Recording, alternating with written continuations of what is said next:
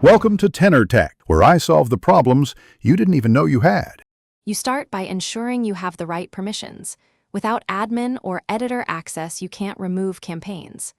Once that's confirmed, open Ads Manager and verify the account ID so you're working in the correct environment. Next, use filters, status, campaign name, or date range to surface the campaign quickly.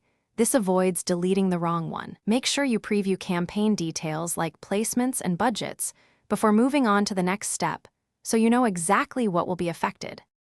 Once you've located the campaign, click into it and review the nested ad sets and individual ads to understand scope. Pause any live ad sets immediately to halt spend, then check delivery history and billing entries to confirm no unexpected charges are pending. If you might recreate the campaign later, export settings, or take screenshots of targeting, creatives, and budgets. This saves time. After you've verified everything matches your intent, proceed to the deletion controls, knowing you can restore documentation if needed. Now choose the campaign level delete or archive option and read the confirmation prompts carefully because deletion may be permanent. Confirm the action and then verify in Ads Manager that the campaign shows deleted or archived. Make sure there's no active spend. Check billing and delivery logs over the next 24 to 48 hours to ensure no residual charges.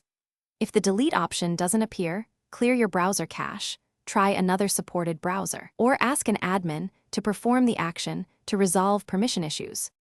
Thanks for watching. Subscribe to keep your life in tune.